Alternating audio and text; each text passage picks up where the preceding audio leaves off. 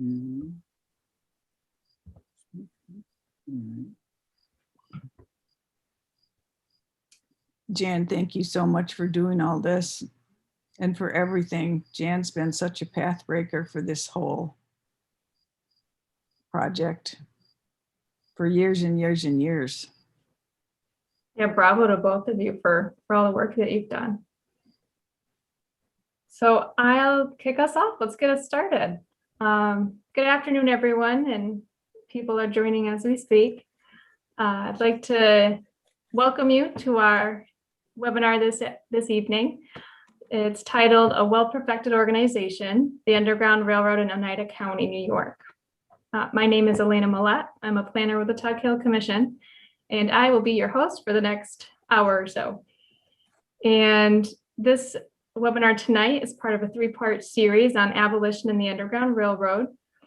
And so far in the series, we've highlighted places and people involved in abolition work, the routes taken by freedom seekers, and the laws and policies that have driven them northward.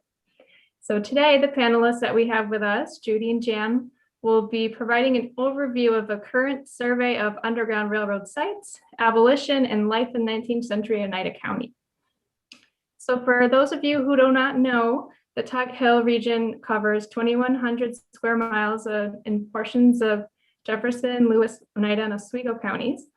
And we're a small non-regulatory state agency, and we do technical assistance in the areas of land use planning, community and economic development, and natural resource management.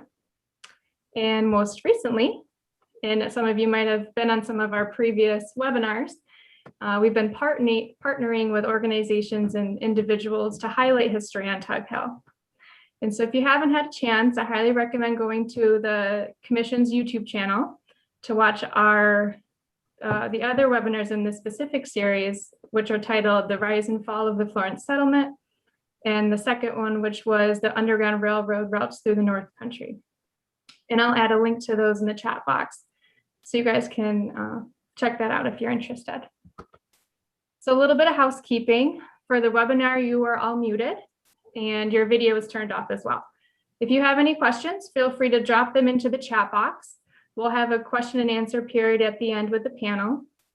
And we are recording this webinar, so we'll have that available on our YouTube channel as well, if you'd like to share that with other people.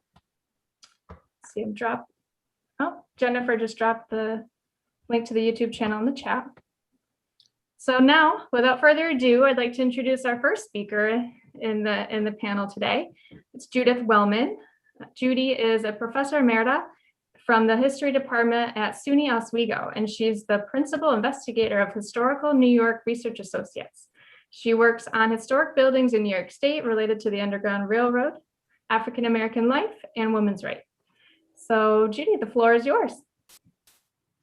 Thank you so much, Elena and Jennifer, too. I will see if I can figure out how to start this slideshow.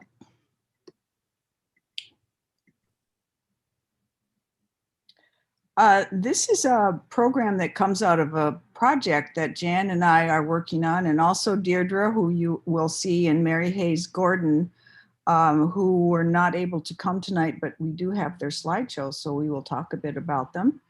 The term a well-perfected organization comes out of an 1854 newspaper article in which they characterized the Underground Railroad in Oneida County as a well-perfected organization. And this is the cover of the report that we're all working on. It's sponsored out of Fort Stanwix's National Historical Monument through the Park Service and the Organization of American Historians. And we'd really like to thank all the people who've helped so much with this project all over the country, as well as within Oneida County. We have a wonderful advisory board that's been meeting monthly for, I think, almost 2 years. It's been very helpful in terms of opening doors for research and bringing ideas for how we might proceed with this. One of the questions I always ask myself before I take any big project on is, why do I want to do this? Why is this important?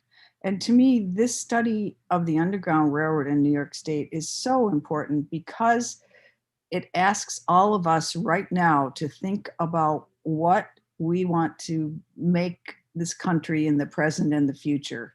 So this is partly about the past. What did the Underground Railroad mean to them in the 19th century? But why we do it is to say, what does it mean to us?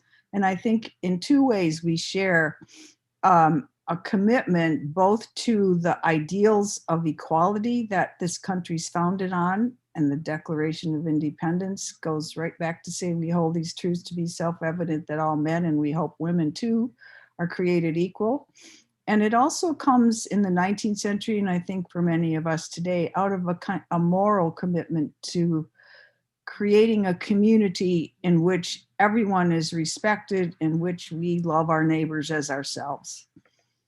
And yet, as we begin a study of the Underground Railroad, we are confronted with a lot of preconceptions. We can call them myths. Even today, over and over, I get these same kinds of ideas coming from local people. And we thought we understood the Underground Railroad. And here are some of the things we thought we absolutely knew. One is there were tunnels or hidden rooms in all these safe houses. And here's a little example. I'm from Oswego, and this is Fort Ontario. I used to teach a course called Doing History Locally. And everybody would say Fort Ontario is an Underground Railroad site because it has wonderful tunnels for gun placements. And one of my students finally said, you know why that's so? And I said, no, I have no idea. Why would somebody escaping from slavery go to a federal fort, especially after the Fugitive Slave Law was passed? He said, because there was all the third graders in Oswego go to Fort Ontario, and there used to be a docent there who would take the kids through the tunnels and say this was an Underground Railroad site. So everybody in Oswego was really sure that it was. Another very common conception is that it was a secret movement, and true, it was often a secret movement. So the parts that are secret, we probably will never know. But people will tell you, well, you can't find anything out about it because I'll never know. And the third common understanding is that everybody who escaped on the Underground Railroad went to Canada, which makes sense. It was a free country as opposed to the United States. Then the fourth one I'd like to talk a bit about is our conception that safe houses were all kept by men, and they were all European descent men.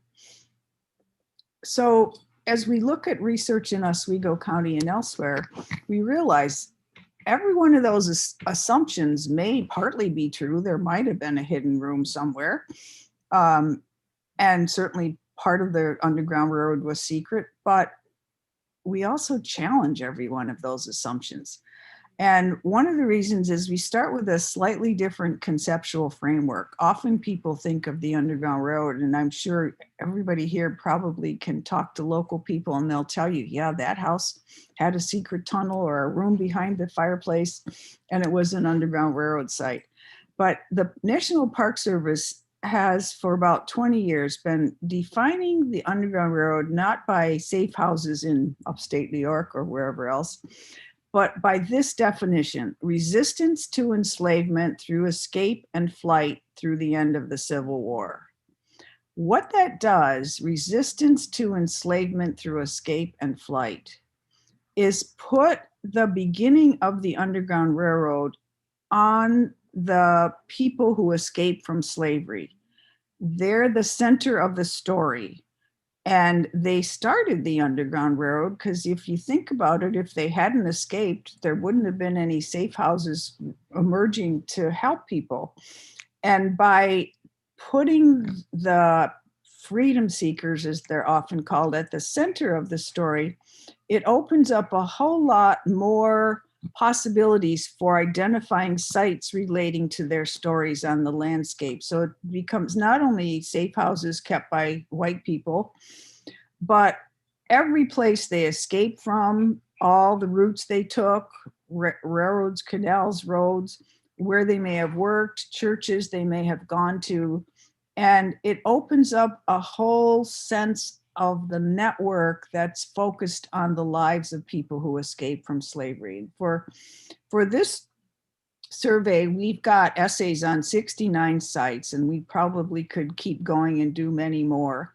This is a breakdown. A lot of people do not realize that New York State had slavery until 1827. So we've documented 3 sites locally in Oneida County relating to people who were enslaved, 25 of them relating to freedom seekers, 21 to helpers, the traditional safe houses. And we also understand that the Underground Railroad didn't just pop up out of nowhere. There was a huge support network of abolitionism and of African American communities. So we focus on those as well, because those were the people who provided the larger network of support. So we've got sites relating to those communities and abolitionists as well. One recent historian said, local Black history matters, and it does. And I think local abolitionist history, whether white or Black, also matters. So looking at those preconceptions, we didn't find any tunnels. And I think it's important to realize what makes a site an Underground Road site is not a tunnel, but it's the people who owned that place and used it in the 1830s, 40s, and 50s. And these are some of the people we found. We can take a look in more detail at these if you'd like to. We realize it often was a secret movement, but there are lots of documents that give clues to the stories. And these are some of them that we looked at. We found actual memoirs of 6 people from Oneida County who wrote their stories. And they usually had just a little bit, but key parts of the story for Oneida County. Dierdra Synon did a FultonHistory.com search and found more than 1,500 articles, newspaper articles. Jan did an Excel database that came up with more than 2,500 names, I think 2697, if I remember correctly, of African Americans who lived in Oneida County and were recorded in the census in 1850, 55, 60, 65, and 70. Lots of little mentions in local histories. And then once we find the people and the stories, we have to find a place on the landscape that relates to that. So we used especially maps, 19th century maps, some deeds. I think Jessica used assessment records for Florence. We also understand that while many people went through Oneida County to Canada, many people also settled here. And so we use those census records to look for people of color who lived in Oneida County in more than one census year. We found 403 of them. Of those, 39 of them listed their birthplaces as a southern state or a foreign country, or gosh, I don't know. One guy said France. And you can almost feel like they're playing with the census taker, like it's none of your business. But we have focused on those people as examples of people who may have escaped on the Underground Railroad and settled in Oneida County. And here are some examples. John and Mary Roberts and John and Sarah Thomas bought this house about 1848 or 9 in Paris, just off Paris Green. And we have a very detailed story of John Thomas's escape. And again, you can't make this stuff up. John Thomas was enslaved in Port Tobacco, Maryland by a Jesuit priest who died and willed him, John Thomas, to his sister, who was a Carmelite nun, who set up the main house in Baltimore. And John Thomas said he was a man of peace, and he was being tormented in the streets of Baltimore. And he said, I can't take it anymore. And he left, came to Utica, went to Post Street in Utica, and then to the Wesley Bailey's Liberty Press on Genesee Street, who sent him to Paris, where he worked for several people, and we know their names and the places they lived in Paris, and then bought this house from Jesse Thompson and lived there with his wife until they died. And they're buried in Hillcrest Cemetery in the town of Paris. Robert Wilson's story is another one that's you can hardly believe. He was enslaved on a plantation in Culpeper, Virginia. His enslaver sent him to the Confederate Army, probably driving a wagon. He tried to escape, was captured, thrown into jail, subsisted on, a cup of water and gruel for several days in jail until his enslaver took him back to the plantation. And then the 117th state militia, state regiment from New York State, made up of Oneida County white men, captured that plantation. Robert Wilson was delighted. He dressed up in a Union Army officer or a Union uniform. And he said with 10 Union soldiers, they approached the house. His enslaver met them on the porch with a shotgun, but they captured him and sent him as a prisoner of war. And so Robert Wilson stayed with the 117th throughout the war, came to Rome, New York, settled there after the war as a horse trainer and then as a barber, became a very well-known and popular figure. And he and his wife, Christina Van Dusen, bought this house, which is still standing in Rome. Jessica Harney talked about Florence maybe 2 or 3 weeks ago.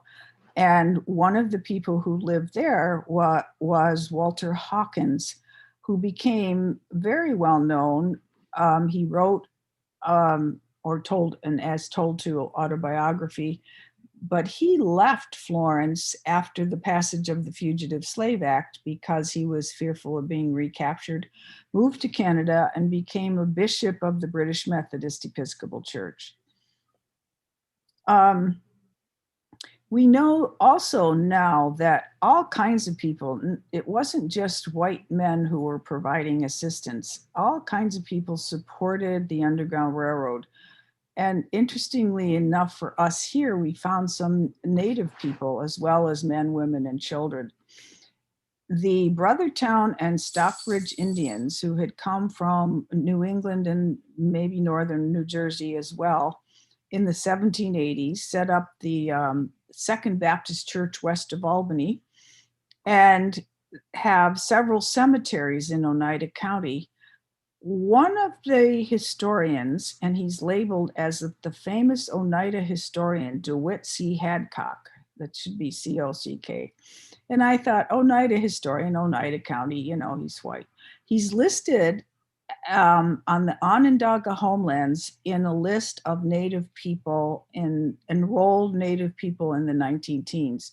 So when the newspaper article said the famous Oneida historian, they mean Oneida Indian historian.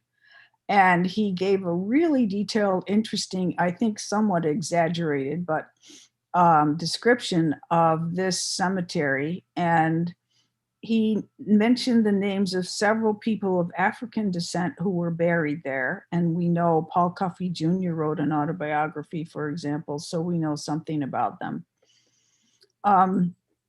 We know that many women and children traveled on the Underground Railroad as well as men. One of the examples is James Fountain, who was born in Virginia. He brought his 3 children about 1826, we think, to Utica. He became a minister and an Underground Railroad supporter. We have examples of him trying to rescue other people. There's a little note in an 1838 New York State Anti-Slavery Society minutes about Mrs. Cuthbert, who was trying to rescue her 2 children from enslavement. And we also know that men, women, and children, all of them helped on the Underground Railroad. There's a strong oral tradition written in part by this man, Dwight Miller, who was in Boonville, describing how he drove a Black man from Boonville north to Turin when he was just a kid. He was born in 1851. So if it was late 50s, he wasn't more than 8 years old. And it was a cold night. They put the man under boards on the wagon and then piled manure on the wagon to try to deflect any possible pursuit. And he made it, although the man who was under the boards was pretty cold. we're going to talk a bit. Jan's going to talk a bit, and then Deirdre and we'll share some from Mary Hayes Gordon's ideas too about other sites and other people and other stories that relate to the Underground Railroad in Oneida County. I'll turn it over to Jan. Well, let me introduce you, Jan, first. Jan and Jan, okay. So thank you so much, Judy. That was wonderful. We've already got our first question, so keep your questions coming, everybody. Our next speaker is Dr. Jan Diamicis. And did I get that right, Jan? Mm-hmm. Lovely. Retired in 2016 after teaching sociology at Utica College for 39 years. So happy retirement to you, Jan. Mm-hmm. He is the co-chair of Oneida County's Freedom Trail Commission, and he will explore what the commission is doing is exploring the county's pre-Civil War abolitionist movement and Underground Railroad. So the commission has uncovered many of the people and sites that were involved in the Underground Railroad. I will provide a link to the commission's website in the chat. And so now the baton is yours, Jan. Okay. Screen share. There we are. Okay. I was 20 years ago, and I knew nothing about local history, really. And I went to a talk by Milton Cernett about the Underground Railroad in Oneida County. I knew nothing about it. I'm not from this area, and I was just interested. And after the talk, Dr. Cernett said every county ought to have a group studying their local Underground Railroad. And I raised my hand and I said, does Oneida County have anybody? He said no. And I said, I will start one. And immediately behind me, a voice said, and I'll join you. Now that's important because the guy behind me was Leonard Wynn. And Leonard Wynn soon told me stories about the Welsh abolition movement in Oneida County, especially Remsen and Steuben. And I became aware of that very soon after I became a student of the Underground Railroad. So how I became interested in this subject very much has to do with Leonard Wynn as my co-founder. I'm going to cover a number of things. There's a lot of history packed in between all these little reminders here. But as I started looking into the Underground Railroad in Oneida County, I found very little information in the mainstream literature, the literature that's written by scholars. Nothing really referencing the Welsh in the Underground Railroad, not necessarily in Oneida County, but in general. And as I looked at the county histories, one of the main sources that Dr. Wellman mentioned, this is one of the places you go to find out about stuff from the Underground Railroad. I found very little about the Welsh and the Underground Railroad. Now I knew there was a story there because Leonard, my close colleague, told me about it. He and I drove around the region and he pointed out all of the churches in the area that had been Welsh churches. And then he gave me a big packet of material all about the Welsh and the Underground Railroad and the abolition movement, and still nothing in the mainstream literature.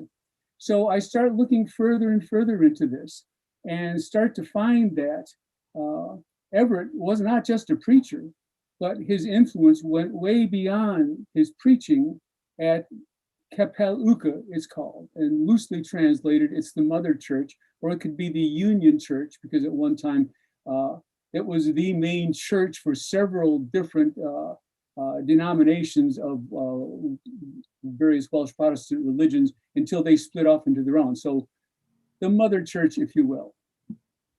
He arrives at Capel Uka with the intent of becoming a center of abolitionism in Oneida County, and demands and insists that Capel Uka be committed to the anti-slavery movement. We know that he and his wife and their family protected refugees in their home and in nearby Capel Uka. We know that he organized the first anti-slavery movement in Remsen, Steuben, and vicinity, as he calls it. We know that he published Welsh language anti-slavery literature, that people read this literature, the Welsh speakers everywhere. Indeed, we know that he translated Uncle Tom's Cabin into Welsh. We also know that he influenced thousands and probably tens of thousands across the entire country, well, the North, to become part of the grand struggle against slavery. By the time of the Civil War, the Welsh American typically was quite ready to resist slavery, even through armed conflict. He had an awful lot to do that. Now, remember, we're talking about Remsen and Steuben. We're talking about the 1840s. We're talking about a time when it might take, a couple days to get from Utica to Remsen and Steuben if you walked fast. We're talking about a time when it was very rural, very isolated, no railroads. That came a little bit later. The canal was just starting to widen up there, but communication was very, very rural, very rudimentary. And yet people in Wales and people in India, wherever Welsh readers were to be found, as well as people in Iowa and Pennsylvania, were reading his newspapers published in upstate New York. His influence was out of proportion to the location of the efforts being in upstate New York. Now, to cap that all off, this is a story that not an awful lot of people know about. And I'm really pleased that I'm part of the effort to bring the Welsh story closer to the mainstream of the abolition literature. Now, I won't read this to you, but I want to talk about how did the Welsh end up here? I mean, well, places upstate New York in the 1800s, early 1800s, and you can see it started even before that. The story goes that if the boat landed from Wales, and there was a kind of a mass migration, there was a large scale migration leaving Wales in the late 1700s all the way through the mid 1800s, primarily economic. Welsh people could not afford to own land. Welsh people were often angry at having to pay taxes without the ability to buy land. Difficult economic times when the weather didn't cooperate. So you had thousands of Welsh people coming to the United States. If they landed in Philadelphia, they ended up in Pennsylvania. If they landed in New York City, the second largest place of arrival, they ended up coming to upstate New York and all the way up to Trenton and Remsen. Word of mouth, word of mouth. The land they settled on had been granted to Baron von Steuben for his services during the American Revolution. And eventually the land was owned by his close associate, General Walker, who sold the land for $1 an acre with 3 years to pay, a deal beyond most Welsh dreams. And so word of mouth, you can come here, you can own land, and hundreds of Welsh settlers started to arrive. And eventually you had several thousand in the upstate region here. So he comes to upstate New York, he comes to Remsen and Steuben, he comes to Capel Uca. He is going to preach to this large and larger growing population of Welsh speakers. That's what we think he looked like. This is one of several renditions of Capel Uca. This one is when it was built as a stone church. You can see there's a cemetery right next to it. The cemetery is still there. And if we look real close here, we can even see that that is the cornerstone of that stone church. And that cornerstone is still there. The church is long gone. An earlier version had burned down earlier, and there were other renditions that had been knocked down and rebuilt. And eventually it was destroyed. A rendition of where the Everetts lived. There is a structure there that looks like it could be that house. We're still going to look into that. We're not 100% ready to say that that's where he lived. But there is a house right around the corner from Capel Uca, right around the corner, that looks very much like it could be that house there. Anyhow, we're looking for that. A couple other renditions, apparently it was transformed several times, but here you can still see the cemetery, right? And you can still see the cemetery here. It was said it could hold 600 people, but the congregation never really counted more than 75 people. And that was because in an area that eventually counted several thousand Welsh immigrants, very few Welsh people wanted to be involved in this abolition stuff. We'll talk about that in a second. There is, in the cemetery, there's a marker, and there you have what the marker says. Doesn't have anything to do with abolitionism, of course, but it pays tribute to the arrival of the Welsh in large numbers. Here is the cornerstone of that stone church that we looked at a couple slides ago. But there's really not much of the church left. But look at the countryside. It probably looks very similar to when the Welsh arrived. And if you're interested in finding your way there, you see on this map, here's the Welsh church right there. And you can see right around the corner, Robert Everett printing office. Well, that was their home as well. So this is how you get there on Route 28. It's on Star Hill Road and then Steuben Road. Like I said, he started Capel Uka as a dedicated abolitionist church. Now, abolition was a radical idea. Abolition meant free the enslaved immediately. This abomination has to end. Now, remember, these are Welsh immigrants, and Welsh immigrants are trying to get along. The reason they moved was because they were largely penniless to begin with, and hard work was the only way out, and they bent their noses down and they worked very, very hard, and they didn't want to get caught up in this problem of slavery and abolition, and it was such a incendiary issue that few Welsh immigrants were really willing to get mixed up in it. Moreover, the Welsh took religion back then very seriously, and they did not want political opinions to be part of the sermon. They wanted a sermon that had the Bible and good words, but this politics thing was just not what they wanted to hear.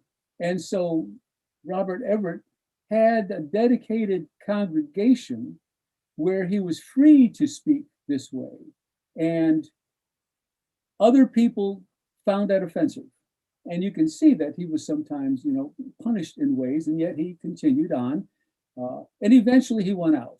And how did he win out? Oops, let's get back to them.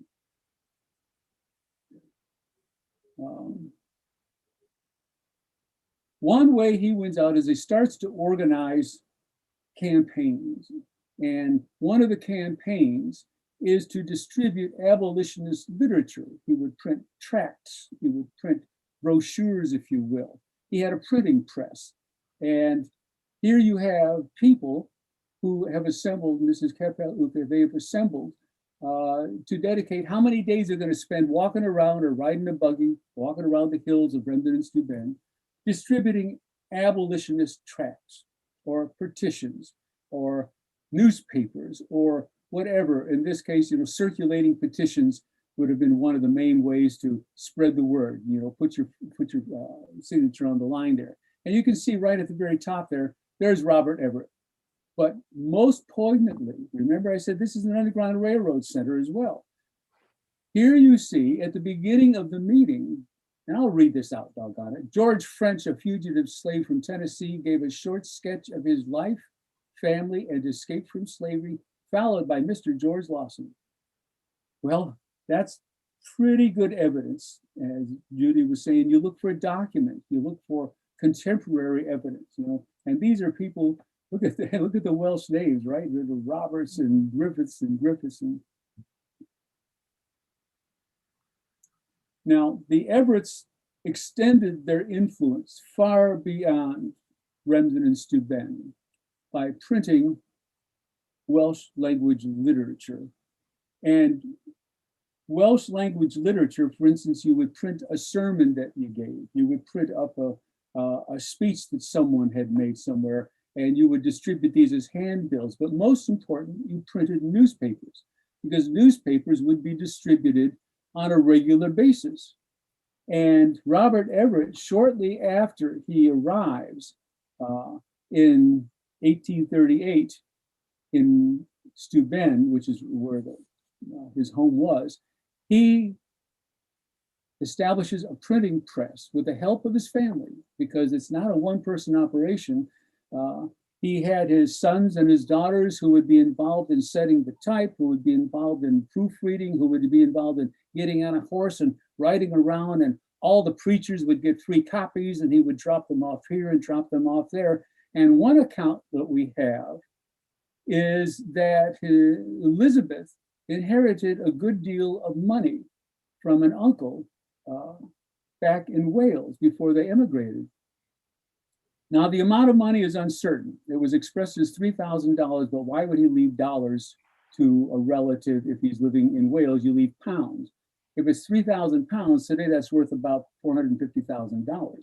One way or another, even if it's dollars, which puts it in the $200,000 range, that was a big, substantial assistance from his wife that allowed him to print these things and distribute them at basically no cost, and to continue with all these other publications day after day, year after year. You know, well after he died, some of these newspapers were continuing. These are copies of these newspapers. These are two. I am told that it's pronounced I Dungwar and I Detolt, and that's as far as I'm going to go with pronouncing Welsh. But it is credited, these newspapers are credited with being enormous influence across the Welsh-speaking world. And that's wherever the British flag was flying, there were Welsh-speaking people. And these newspapers were distributed, and these anti-slavery newspapers, laced with biblical reference, with livid and vivid stories of the evil of slavery, had a powerful influence way beyond the singing hills of New York. Mm-hmm. Here's one of the, I ran across this translation from Ethan Hoddard, the American Messenger, it's called. This is one of the most influential. Whatever that says, and I'm going to get someone to show me how to, I'm going to get someone to translate it, to read it in Welsh for me. But this is the sort of thing that people would have read in these journals. In fact, there was an article written about these Welsh abolitionist journals. Now, there was a tradition amongst Welsh clergy to publish newspapers. And by no means was Robert Everett the only one who was publishing newspapers. He was one of the relative few who were publishing anti-slavery dedicated newspapers. By the way, anti-slavery was one of his issues, and women's rights was another, which was just as important to his philosophy. But Robert Everett was particularly prolific in the number. He published a number of newspapers and many thousands of tracts in Welsh. This is another way that he mobilized the Welsh of Remsen and Steuben. He would have, remember, those people would go around collecting signatures, and one of the signatures would be to petition Congress, in this case, get rid of slavery. A lot of these petitions. And there you see Morris Roberts. These are very, very Welsh names. The Welsh of Remsen and Steuben crossed out the undersigned citizens of and wrote in Welsh inhabitants of Remsen and Steuben of Oneida County. They wanted their presence to be known. Probably most Welsh people at the time in Oneida County would not have signed this petition, but 137 of them did. And it's given credit by some as being one of the first indicators of a growing Welsh anti-slavery movement within the abolition movement. Oh, there's a story here. I've got to tell you a little story. I went to the National Archives to try to dig up as many of these anti-slavery petitions as I possibly could. It took a week of 9 to 5 with the help of some very well-educated and very skilled and motivated historians who took me through here and there and brought out one tray after another, and I had conversations, and I casually mentioned about we're very interested in the Welsh. And he said, what about the Welsh? And he said, well, we've got a lot of evidence that the Welsh in upstate New York were were engaged in the abolition movement, and in fact, rather strongly. Now, he said he's from Ohio, and he knows all about the Underground Railroad. He never heard anything or anybody talk about the Welsh. I said, really? Well, we got this petition. He said, nah, I don't, no, never heard about it. Well, part of my goal here is to make sure that this guy reads this or hears this presentation and says, doggone, I remember him. Anyhow, Uncle Tom's Cabin, as many of you have read, I hope, it's a stirring book. And at the time, it was a powerhouse book that Abraham Lincoln gave credit for starting the Civil War. So you're the little lady who started this war. Uncle Tom's Cabin is a page turner sometimes. And Harriet Beecher Stowe gave Robert Everett permission to publish it in Welsh. Now remember that the Welsh press is distributed worldwide. He publishes it as a serial. And so every time the newspaper comes, they're reading the next chapter of Uncle Tom's Cabin. Now, through the Welsh, if you will, ethos, are the twin ideals of family and religion. And the story that keeps coming over that they would not allow the enslaved to read the Bible, and they would break up families. And so we're feeding this to people month after month. Yeah, it finally came in the next installment, as anyone who's binge watched TV would know. We wait for the next installment. Very powerful piece of literature that really helped to mobilize the Welsh. Now, I keep talking about Robert Everett, and I've talked somewhat about Elizabeth Everett. There is much more to say about all of them, of course.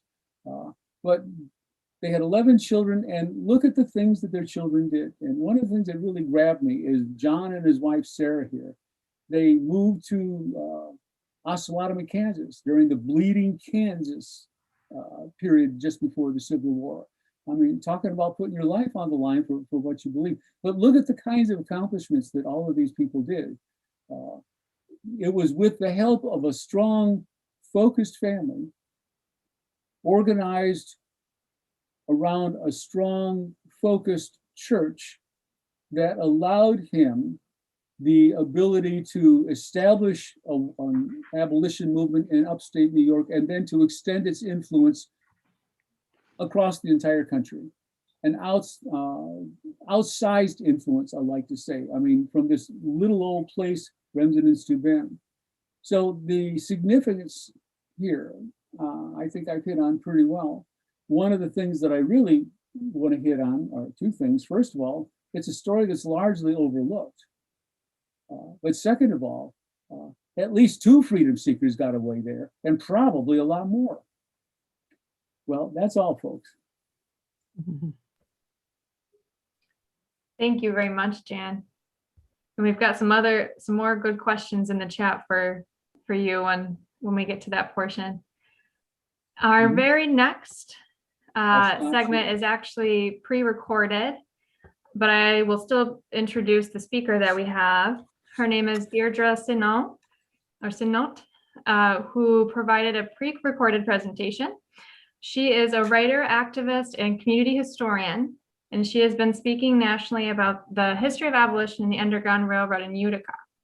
So her debut novel, actually, at this very moment, titled The First Mrs. Galloway, is set in Utica and highlights these same themes. It's set to release on July 6th. So I'll ask you before I put the video on to turn up your sound, just because it's the audio is a little bit low for the video. So let me get that shared and we'll get going.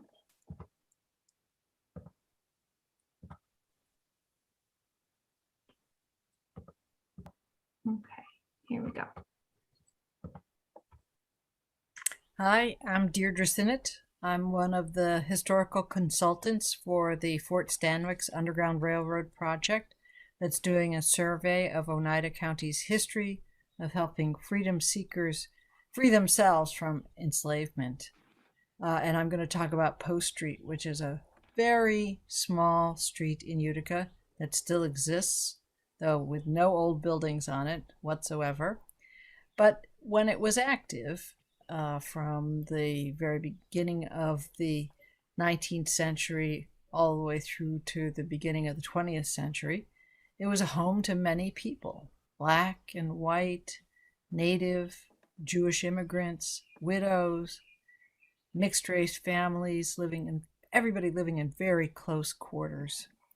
Formerly enslaved people like Joseph Pell lived and thrived there, and some people of color came from the South both before and after the Civil War.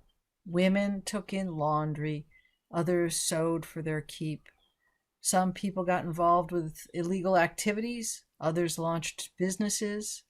Many Post Street residents worked near the Erie Canal or on the packet boats that were pulled by mules between Buffalo and Albany. There were cabinet makers and shoemakers and grocers and musicians. Some worked processing the wood that kept all the fires going, including the ones that ran the steam engines for the locomotives or for the printing presses and for pumping. Stone cutters lived next to axe makers and coppersmiths, and one man even worked with lightning rods. The largest single job, however, that was described for the residents who were listed in the Utica directories and in the 1855 New York State Census was laborer. So that meant that the smooth running of Utica's hotels and eateries was due in part to the people who lived on Post Street. There were porters, waiters, cooks, hairdressers, barbers, shavers, cleaners by day and dreamers by night. There were people who lived their lives on the fringes, involved in prostitution and drug dealing, dance halls and saloons and grocery stores and small-scale manufacturing also existed on what some called the Avenue. And there was violence, of course. There was love, of course, and happiness and sorrow, all confined to this small area that takes just less than a minute from walking end to end. And this is where a freedom seeker, when he came to Utica, he or she, they might be able to blend in there. Southern slave catchers had been known to search the street and the nearby neighborhood looking for their prey. It's probable that two men, Harry Bird and George, who ran from enslavement in Woodstock, Shenandoah County, Virginia, spent September 1836 to December of that same year living and working there before they were arrested and hauled before a judge. And when the people of Post Street thought that a person was being kidnapped back into slavery, they reacted. On at least 3 or 4 occasions that we have documented, Post Street residents were ready to fight for the freedom of others. They fought in 1836 and again for Harry Bird and George and again for Henry Howard in the 1850s. Some of the men like Tucker Woodson and Gil Filch and Johnny Gale marched with their fellows into battle and were wounded or killed in the Civil War in the cause of freedom. Now, before the Civil War, freedom seekers were traveling through Utica and Oneida County. It's undeniable. There are too many stories to relate here, but the most visceral proof is that of the 1836 capture of Harry Bird and George. They left Woodstock, Virginia in the spring or summer of 1836. They arrived in Utica in September. They were arrested just after Christmas and brought before Oneida County's first judge, Chester Hayden. The next morning, they were brought in. It was a very cold morning. The judge's office is down on Northern Genesee Street. And they were kept in his office during the day. So a whole bunch of people gathered outside of the office and in the street. And they were described as being particularly of African descent.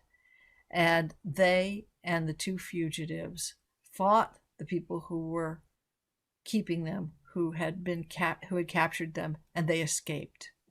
Harry Bird and George later went to Mexico, New York, and then on to Canada, where they were reported by an activist as being doing well.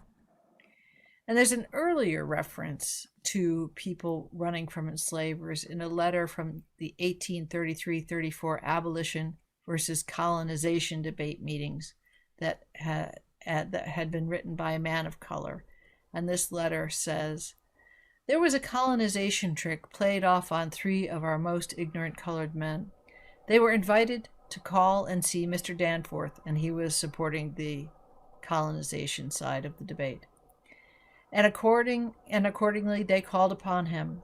2 of them could not read, and one of them had lately made his escape from the South. Proper subjects in the eyes of the colonizationists to legislate them to speak for the 500,000 of their free brethren. I have a clipping that was in the 1838 article written from the Friend of Man by William L. Chaplin, who was in Utica working as an agent for the New York Anti-Slavery Society. He writes there, he says, "You and I know that cases proper for the action of the Vigilance Committee are occurring every week in the year in this city." The Vigilance Committee was involved in helping people who were seeking freedom, helping them stay or go on to the next stop, giving them food, clothing, and other necessities. Now, Chaplin was a daring kind of guy. He went on to live in Washington, and he had this plot to try to liberate 2 enslaved people from Congressman Robert Toombs. The plan was discovered, and Chaplin was beaten and jailed for 6 weeks, and Garrett Smith of Peterborough bailed him out and forfeited the money because Chaplin never returned to Washington to stand trial because he knew what would happen. In 1852, after the stronger Fugitive Slave Act of 1850 had been passed that raised the stakes for everybody helping freedom seekers to safety, it was reported that a stockpile of donated clothing was kept in a room in Utica. Some articles apparently had been stolen, but regardless of the theft, the Utica Daily Gazette had enough knowledge of the hoard to say, "An amiable and benevolent fellow citizen who had consented to become the receiver and almoner for his friends, who desired to contribute something in aid to the fugitives from service, had established a sort of depot for clothing in a room in the city." So here's a tangible way that the Committee for Safety was helping people by giving them new clothes, probably weather-appropriate clothes, feeding them and giving them a place to rest. In December 1842, there was an anti-slavery convention held over the course of a whole week. And not only did several Uticans of color address the audience, so did 3 freedom seekers. 2 of them were quoted in the newspaper. And the first man spoke of how he had come from a place where they didn't treat people right. He explained how he had escaped from bondage and his difficult and exhausting journey that he had endured on his way to Canada. He said that the convention made him very happy and that he was happy to be there that night. A second freedom seeker spoke to the assembly saying that he had come from a very hard country, too hard, but that he was here to stay. He imagined the pain of his wife and family, ones he had to leave behind, when they discovered him missing after he'd gone. It was apparently very poignant. A newspaper report from 1855 says, "Fugitive slaves in Utica. A fine-looking Negro aged about 40 years with his wife and several of his children spent yesterday at the residence of a colored friend on Post Street. They arrived in this city by way of the Underground on Saturday night. The Committee of Safety visited them during the day, and they would have been going to Canada the next day. The family had been recently sold in Kentucky to go further south, but seems that they preferred a more northern country.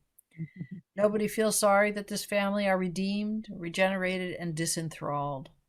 But if the Committee of Safety would occasionally appropriate some of their funds for the purpose of feeding, clothing, and educating the wretched people, both white and black, of Post Street, they would do a much-needed work. Charity used to begin at home." That was from the Utica Telegraph. So Post Street's very small, but it's the residents there that make the difference, the ones who are helping people on their way to freedom helping people settle in Utica if that's their desire. Post Street plays a big role in the Underground Railroad history of Oneida County. Thank you.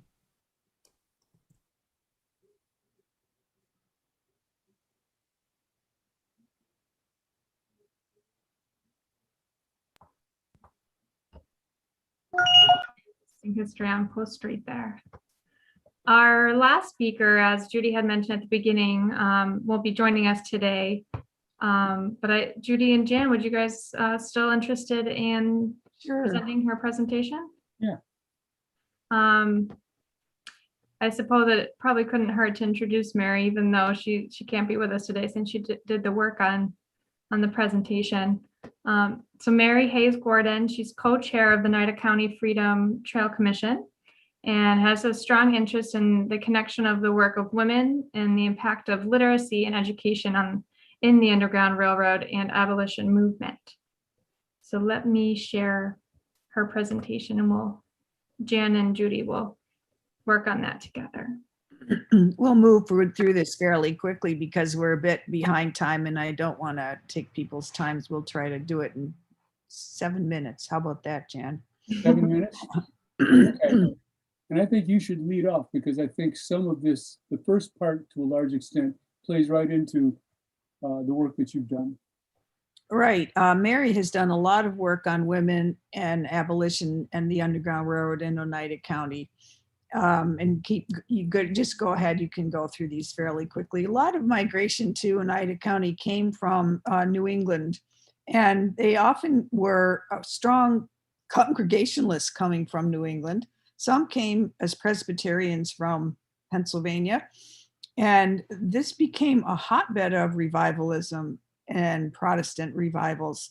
Go ahead.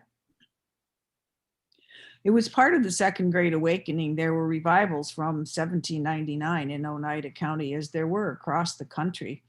But one of the most important revivalists was Charles Grandis and Finney, who started his grand revivals in Western, in the town of Floyd, and then moved to Rome, and then moved to Utica and converted thousands of people and made a profound impact with his new measures, as he called them, across the country.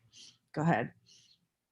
One of the things that, as Finney said, he found when he started, nothing he invented, but women were speaking in prayer meetings in public locally in Oneida County. They just did it. So there was a grassroots kind of culture that promoted women and evangelicalism and revivals. And out of that, in part, came a strong commitment to changing the world and making it better, a commitment to creating a community and a democratic community of respect and equal rights for all people. So women organized. Utica organized a female anti-slavery society with 600 women in the 1830s. They sent petitions to Congress. Cynthia DeLong signed one with 600 names in 1843. They attended anti-slavery conventions. They had an anti-slavery fair, et cetera, et cetera, et cetera. Okay. One of the most important women with connections, she didn't live in Oneida County, but she had relatives in Oneida County, Carolyn Storm. And the Storm family was a free Black family. They had an ancestor who'd come from West Africa and settled in slavery in Dutchess County, and they became free in New England and Eastern New York.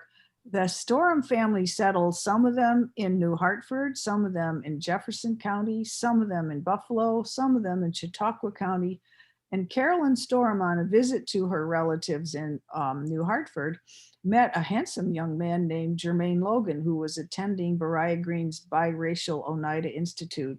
They fell in love, married, moved to Syracuse, and set up what was called the Grand Central Station of the Underground Railroad in New York State. So she became a major component of the statewide and international Underground Railroad network. Okay. Another early example was Eunice Camp. The first Presbyterian church in Oneida County was where Charles Grandis and Finney had a huge revival, converting hundreds and probably thousands of people. And out of that came, I call it benevolent reform movements, but a commitment to creating institutions that would help spread Christianity and moral values. And out of that, part of that was to create a Sunday school, first for Black kids, but she got a lot of adults, so she opened it to Black people. And the First Presbyterian Church continued a commitment to assisting Black schools and churches, and they helped form Hope Chapel, which today is still existing. It was kind of organized as Hope Chapel in the 1860s. One of the most important and interesting discoveries, and Mary knew about this, but I did not, was the Young Ladies Domestic Seminary in Clinton, New York. Milton Cernett has talked, and it's available on YouTube through the Underground Railroad Consortium of New York State, has talked about the Oneida Institute formed by Beriah Green, which educated young men, both Black and white. This is a parallel in Clinton, town of Kirkland, started by Hiram Kellogg, which educated young women, both Black and white women. Okay. Go ahead. Doesn't want to do it. Oh, there we go. Yeah, Mary has the names, I think, of 7 young women of color, including Joanna Turpin Howard. Another one was Louisa Jacobs, who was the daughter of Harriet Jacobs, who wrote a book that some of you may know, it's online, called Incidents in the Life of a Slave Girl, about her enslavement in North Carolina and her escape to freedom. Okay. Another one who went was a white woman, Elizabeth Smith Miller, who was the daughter of Garrett Smith, and that some of you may have seen the Smith estate in Peterborough. Go ahead. Is a nice quote from a student in 1841 about the introduction of Black students to, still they were dominant culture white, most of the students were white. And she said, as the subject of slavery was being hotly discussed, coeducation in seminaries with colored girls had not been tested, but Mr. Kellogg was equal to the emergency. We pupils were introduced to 3 colored student girls just entered, whom we were expected to treat with courtesy, but the innovation scarcely produced a ripple in the even tenor of the school, where the pupil boarders sat side by side with them and the usual harmony prevailed. And one of the nicest things about this story is that that building is still standing. It's now a private residence, but it's still there, a fabulous example of a very early girls' school that had both Black and white students in which they were accepted. Some of you may know about the one in Canterbury, Connecticut that was burned out just a few years before this. So, or actually about the same time. So this is really a remarkable site. Okay. You want to talk about the DeLongs, Jen? This arrow points to a V in the break of the road, and you follow John Street, and there's a very popular Vietnamese noodle restaurant. The home, or one of the homes, but the most recent home of James and Cynthia DeLong in Utica, very prominent, both of them, James and Cynthia, prominent activists in the Underground Railroad and the abolition movement in general. Okay, click. We know that they're involved in a number of ways. For one thing, you get newspaper anecdotes. In fact, why don't you click backwards? Take a look at that anecdote. Well, there you go, there you go. Like you said, you'll get anecdotes like this. And when you read an anecdote like that, you want to find out that other people comment in the same way. And in fact, they did. This is one way that the DeLongs would find refugees, if you will, freedom seekers on their way. How did they end up going there? Probably freedom seekers had already met at least one African-American who took them there. That combination of Black and white interaction is pretty unique in American society, but that's the way it had to happen. You found a friendly African-American, and that was your first step to getting away. Okay, click. You see Cynthia DeLong, and you can see this is just women only, 855. This is a huge petition organized. Cynthia DeLong was one of the people that helped organize it amongst women. Now, men and women did sign petitions, similar petitions, but this was in fact a statement for women itself. And there's something about this that resonates throughout the history of the women's movement. So suddenly women are making public statements that count, and they're making, strong statements and organizing themselves to do so. Click. Francis and Sarah Wills are a reflection of free Black people of color who are themselves station masters and activists in the Underground Railroad. Now, this is very, it took us a long time to develop stories of African Americans by name and by background and by biography who in fact were part of the Underground Railroad. People know the big names in the movement, Beriah Green and so forth, white people for the most part, but we found very convincing evidence that the Wills family were part of not only the resistance to slavery through signing petitions, through subscribing to abolitionist newspapers, but that they also harbored refugees on the way, well, actually on the way up to Paris Hill. Go ahead. We were not able to find any smoking gun for them. It's circumstantial, but compelling. Yeah. That was the last slide? Okay, I'm sorry. Yep. Okay, thank you all. We're happy to answer questions. I know we're a little bit over time, but. Yeah,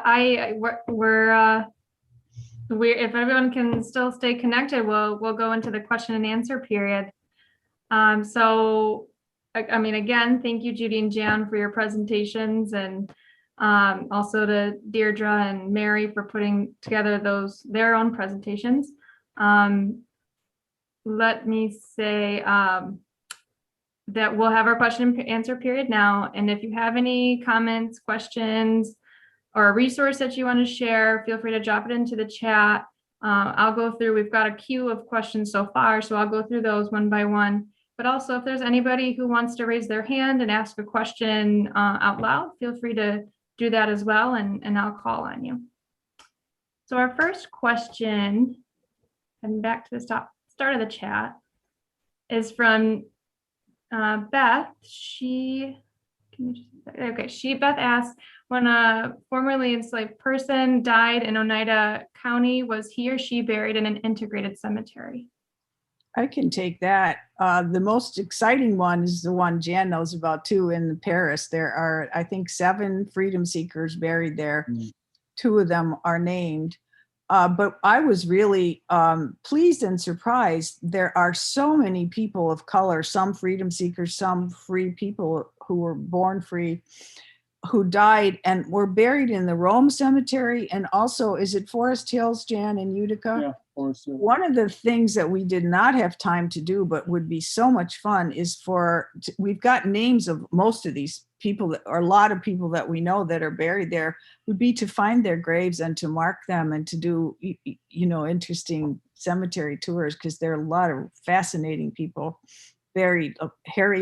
Henrietta Bowen from Washington, D.C. is buried in the Rome Cemetery, and she's got a dynamite story behind her. So if somebody wants to take on a project, this would be fun. Be great for students too, like take classes. And yeah, I'll be the first person to sign myself up for that tour. Yeah, me too. I'll be the second. Third. Randolph asks, please explain the legal basis of your commission, the commission that you sit on. And is it local, county, state, or federal designation? This is 2001, and I went to another group that had started a similar commission in Niagara, and I said, what do you do? Well, you go to the county and you ask them to say, yes, you are an Oneida County Freedom Trail Commission. So I wrote an application. I went to a county meeting and I said, we are applying to become the Oneida County Freedom Trail Commission. These are the kinds of things that we're trying to do, and we hope that you say yes. And they said, yes, you are now the Oneida County Freedom Trail Commission. And that is the last connection I've ever had with Oneida County. It's a county commission, yeah. It's a county commission, and if you look in the minutes, you'll find it that we're there. But it has had no connection with the work that we've done. We've not received any help of substance. We've never been turned down for any help either, by the way. We've received very good access, for instance, to deeds and records in the bottom of the county office building. So, but we've never really had any guidance or direction or interaction with the county on the basis of that. And as we were I don't think you discussing, have to do it that way. And did you want to say something too, Jan, about your interest in making it a permanent commission and with some organization? Well, Judy, we're starting to talk about this just a little while ago. And Judy, I'd really rather that you took it because you've got a clearer vision than I do about it. But it was really an enticing idea. Yeah, we were talking about that maybe there is an Underground Railroad Consortium of New York State. We were talking about trying to think of as a model of a New York State commission. So that might be something we'll pursue, but. We'll As keep it near similar the to ground. the Tug Hill Commission, that is to say, with the same kind of relationship to the state Yeah. as the Tug Hill Commission. Is that correct, Judy? Yeah. Similar, yeah. Well, like I said, we'll keep our ear to the ground. Jackie asks, this is Jackie Matson, she asks, if children were involved with the Underground Railroad, do you think their parents knew about their activities? Yes, I do. The DeLongs are another example of, I think that quote was about staying on the kitchen floor was from a son. And Dwight Miller was sent by his dad. Can you imagine a father sending his 8 or 9-year-old kid, telling them in the middle of winter to, well, I guess he thought it was the best way to protect the guy. Yeah, they were. Next question is from, get my mouse. It's from Beth again. She says, was it against New York State law to shelter formerly enslaved people? And what happened if they were discovered? Well, before 1841, there was a law that said if you were an enslaver and you brought someone in slavery into New York State, you could keep them up to 6 months and they'd still be enslaved. In 1841, under Governor William Seward, coming out of Oneida County and other hot spots, but the New York State Anti-Slavery Society, which was offices in Utica, pressed for this and got it, that after 1841, if anyone brought someone in slavery into New York State, that person was free as soon as they crossed the border. And we have example after example of people approaching enslaved people saying, you are now free by New York State law. Do you want to be free? And a lot of people said, yeah. So that was very powerful. But 1850, September 18th, the day live in infamy, Millard Fillmore, president, signed the Fugitive Slave Act into law. And it was a federal law that superseded New York State's law and mandated that a slave catcher could get any federal, like a county sheriff, to capture people and take them back into slavery. There was a hearing before a judge, but if the judge ruled for the slave owner, he got $10. And if the judge ruled for the fugitive who could not speak in his own behalf, he got $5. So abolitionists said that was a bribe. It really was. So that the situation becomes much more complicated and scary for people after 1850. Moreover, the law said that citizens could be impressed into a posse, if you will, to help to capture or to recapture a freedom seeker. And this really angered a lot of people who were on the fence, but all of a sudden they're being forced to be involved in the recapture of somebody. It was a real divisive law, but no free person of color was 100% safe, leave alone a runaway from the South. Any free person of color was facing the risk of being enslaved, as 12 years of slavery would testify to. Mm-hmm. But if you were really a freedom seeker living in Oneida County, there was a greater risk than ever before, and you left. We have at least one story of someone who picked up and left after having spent a year or two on some land he was trying to find. Mm-hmm. Yes, and the first 2 webinars in this series spoke a lot about that. Jessica had mentioned it, her and her colleagues, and Yeah, right. with the Florence settlement, and Jackie in her presentation. So yeah, that was monumental legislation. Randolph asks, who is the artist and or publisher of the illustration that you showed in your presentation, Jan? I think it was Everett and Stewart in Philadelphia in the late 1800s. Everett and Stewart in Philadelphia in the late. It's Philadelphia. Everett's, It's published by Everett. It's the local history. It's Samuel Durant's History of Oneida County, 1878. It's online, Oh, so it's okay. easily available. Yeah. Is that through the Library of Congress? Or the No, Lincoln it's Public anywhere. Library. Yeah, there are several places that have it Yeah. online. Google Books. Thank you, Judy. Internet Archives is my favorite. Right. Jessica Harney asks, has it been challenging to find people to translate the Welsh sources or any other sources that are in another language? And what are the digital tools that can be used to assist in that effort? Well, therein lies the tale, right? From the very beginning, I'm looking at the Welsh. Utica College has the second largest Welsh language literature collection in the country. We have Welsh language newspapers, nicely cataloged and so forth. It's all in Welsh. And I have spent a long time trying to find somebody to show me one article in an anti-slavery Welsh newspaper that refers to some kind of anti-slavery sentiment. One article is all, and I have had no luck finding somebody. That's not true. I found a woman 100 years old who gave it a good try, and she just couldn't get anywhere.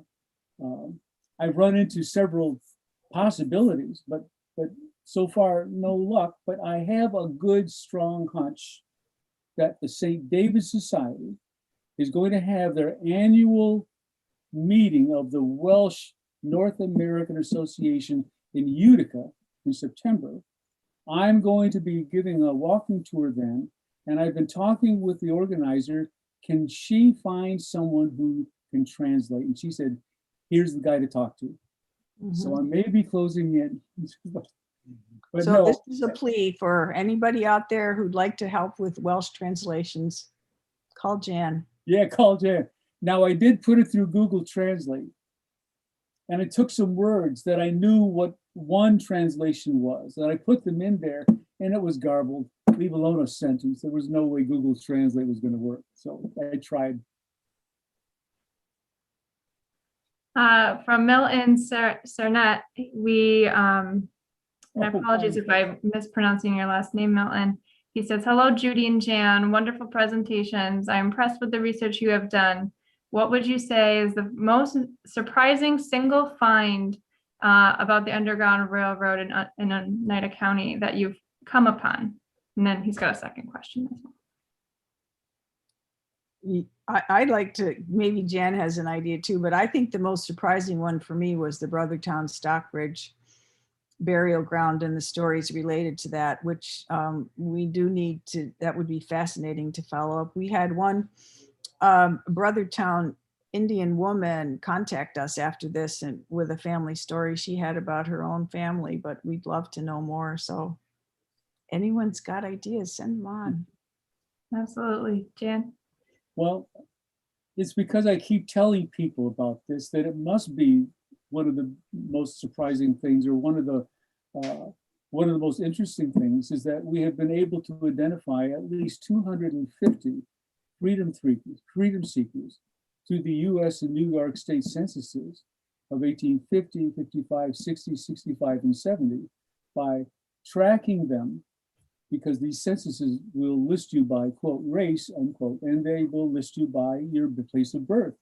And by going by those categories, we've identified more than 250 African Americans who are probably freedom seekers. And that meant they lived here long enough to be counted in the US Census. Now, they may have left the next day. So you have to count, well, how about the next census? So you can trace them. Some of them stayed for longer than 10 years, but a lot of them were here long enough to be counted. When Judy said, you know, they weren't all hidden. Well, they opened the door and they said, well, I'm from Virginia. Maybe they didn't know what they were doing. But that's one of the things that keep coming. This was a major thoroughfare of the Underground Railroad, and the census itself gives us these little snapshots, leave alone all the other information that we've gathered. So I keep coming back to that, folks. You know how many people came through here? So I think that's one of the things that I think is most remarkable. Yeah, that was a good question, Milton. Milt, he goes by. So Milt says, what is the single most significant mystery or open question about the Underground Railroad in Oneida County that you would like resolved? That's a good question.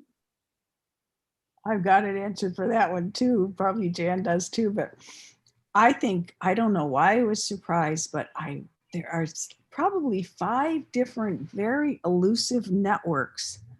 And one of the most important has to do with William Chaplin.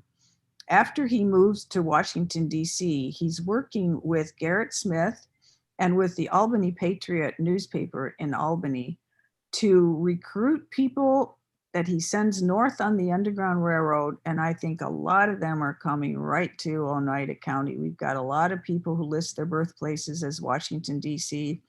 And one of the most interesting families is this Bowen Stevenson family in Rome, whose house we hope is still standing, but we're not sure. Yeah. That seems to possibly have been, they're related to Anthony Bowen, an Underground Railroad guy, Black man who helps found the AME Church in Washington, D.C., the founder of the first Black YMCA in Washington, D.C.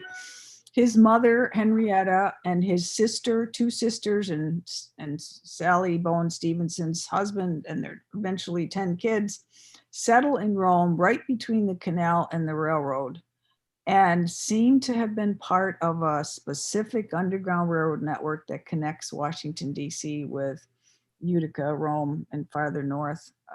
It's just, and there's others. Tudor Grant, a Black barber from Maryland, moves to Oswego. I think he's working maybe with Marcus Kenyon, who has a big stage line in Rome.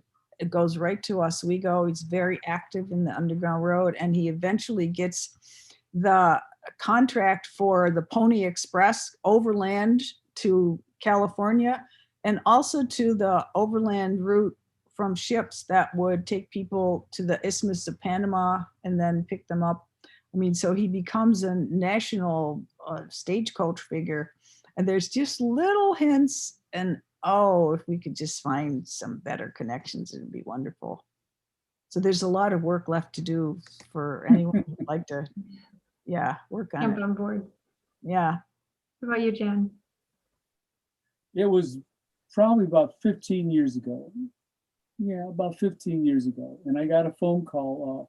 I have a gentleman who'd like to talk with you about something before, because he's not been able to tell anybody.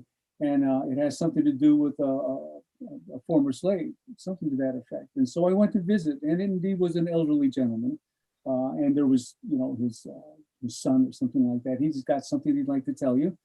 And he related a story about how when he was young, his family had a servant called Old Patty. And Old Patty, as his story goes, was not a freedom seeker, but an enslaved woman. His father had gone to Virginia, had purchased her, had brought her back to Utica, had set her up in an apartment or a room or something on Plant Street, and she worked as the family's maid. And he didn't know her last name. All he knew was that she was Old Patty, and that she lived on Plant Street, and that the name of the father, or the man who saved her, was Publius Virgilius Rogers. And she made a lot of little, knitted banners saying, "God bless Publius Virgilius Rogers." And when we went to look for the deed a couple of weeks ago, I was looking for Publius Virgilius Rogers, Plant Street, couldn't find it. I would love to be able to document that Old Patty lived on Plant Street. And I can't find Old Patty in the censuses. All I know is what this old gentleman told me, and then that was it. And he passed away without. And I thought, I'll look that up, and I could never find anything more. Well, that goes to tell you the importance of oral history, doesn't it? Yeah. Beth asked, did local governments cooperate with Southern, the bounty hunters, I suppose, the people who were looking for fugitives? We have no evidence about local government officials, what they did. We do know sometimes sheriffs did, but we don't have that from Oneida County. So that's an open question. Well, by officials, if you mean the court, and we know that during the Utica rescue, the chief judge of the court was ready to send them back down to slavery in the Utica rescue, and that he had sheriff and he had constables and there were lawyers for this and lawyers for that. I think that government operated largely in a climate of resistance to abolitionism.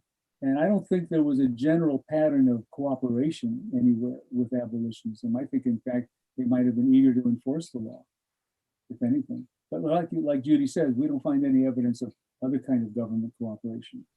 But governments cooperated in apprehending runaways, sure. I mean, capturing them for enslavement. That's what I mean by cooperating. Our very own Jessica Harney asks or says, thank you all so much for this. I have to head out early, but we'll be watching the rest of the recording later. Fantastic work you're all doing and happy to be in your company. So, and Milt both wrote wrote essays relating to this report too. So thank you both. That they're wonderful. yeah, they're definitely movers and shakers, aren't they? Especially Jessica. And Jackie says, this was a great presentation. Thank you to the presenters and to the hostesses. Thank you, Jackie, for attending. And aside from that, I'm not seeing any other questions. Did anybody have anything else? Feel free to raise your hand too if you wanted to say a word or two. Thank you all. Thank you. We're very appreciative of your sponsorship. Mhm. Yeah, I'm not saying anything else, but yeah, we're glad to have been hosting you, and we'll be posting this video on YouTube as soon as the webinar is over. It'll be living in YouTube land. We'll also do a follow-up email with all of the attendees from all of the webinars so that you can have access to the videos and to all the resources that were shared in all three of them. But I'll also invite you, the attendees, anyone listening on YouTube, to visit the Letters from a Tug Hill Logger series and also the Constable Chronicles, also really good historical series that we have. And without anything else to add, thank you, Judy, thank you, Jan, and we look forward to seeing your work. Thank you. Good. It's been fun. See you later, Judy. Have a good night, everybody. Bye, everyone. Bye, Jennifer. You, Bye-bye.